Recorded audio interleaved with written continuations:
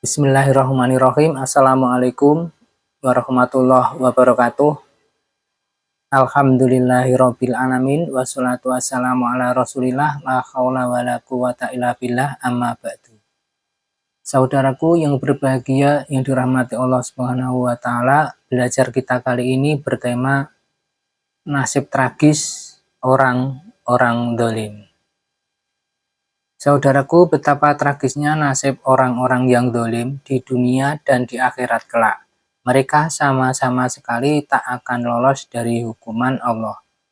Bisa jadi mereka itu diulur oleh Allah untuk kebinasaan yang hina. Rasulullah Shallallahu Alaihi Wasallam bersabda, sesungguhnya Allah Subhanahu Wa Taala akan menangguhkan siksaan bagi orang yang berbuat dolim.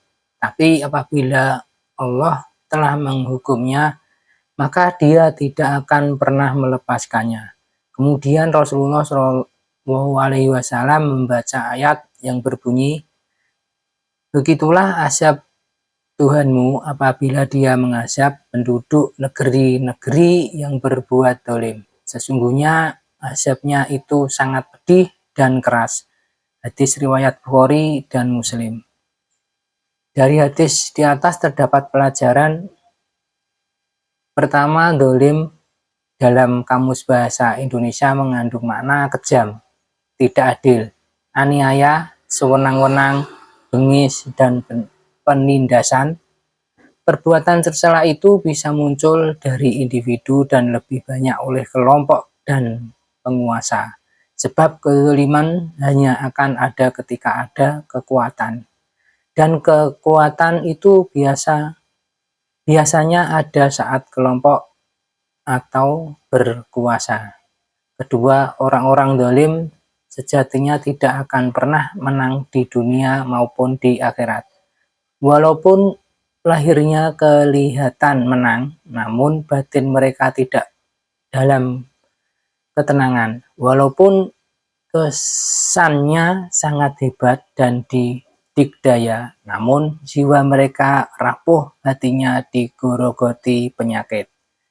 Ketika Allah Subhanahu wa taala menangguhkan siksaan bagi orang-orang yang berbuat dolim, namun Allah tidak melupakannya. Allah yang Maha Suci tidak menyegerakan siksaannya. Tetapi jika Allah menghukumnya, maka hukumannya sangat keras. 4. Mereka akan terkutuk dan terlaknat di dunia dan akhirat. Mereka dijauhkan Allah dari rahmat dan kasih sayangnya. Dan di akhirat kelak mereka sama sekali tidak akan punya penolong dan tidak akan mendapatkan syafaat. Ayat Al-Quran yang berkaitan dengan hadis. Ayat Al-Quran tentang balasan bagi orang yang zalim. Pertama, Allah menimpakan berbagai musibah kepada kaum yang zalim. Allah berfirman, maka betapa banyak negeri yang telah kami binasakan karena penduduknya dalam keadaan zalim, sehingga runtuh bangunan-bangunan, dan betapa banyak pula sumur yang telah ditinggalkan dan istana yang tinggi tidak ada penghuninya. Terjemahan Al-Quran Surat Al-Hajj ayat 45. Kedua, mereka akan terkutuk dan terlaknat di dunia dan akhirat. Allah berfirman, yaitu di hari ketika permintaan maaf tidak berguna bagi orang-orang zalim dan mereka mendapat laknat dan tempat tinggal yang buruk. Terjemahan Al-Quran Surat Al-Ghafir ayat 52. Neraka tempat orang-orang yang zalim.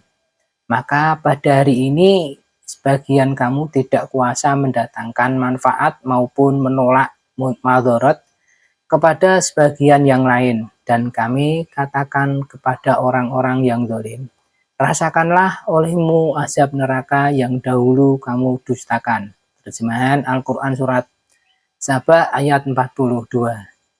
Saudaraku yang berbahagia yang dirahmati Allah Subhanahu wa taala, sebagai doa belajar kita kali ini, ya Allah Tuhan kami, jika Engkau sungguh-sungguh hendak memperlihatkan kepada kami azab yang diancamkan kepada mereka, maka janganlah engkau jadikan kami berada di antara orang-orang yang dolim. Amin ya robbal alamin. Saudaraku, itulah tadi belajar kita kali ini, mudah-mudahan dapat dipahami. Dan mari kita bersama berdakwah tebarkan manfaat, jadikan media sosialmu sebagai pemberat timbangan amal kebaikan kelak di akhirat. Wassalamualaikum warahmatullahi wabarakatuh.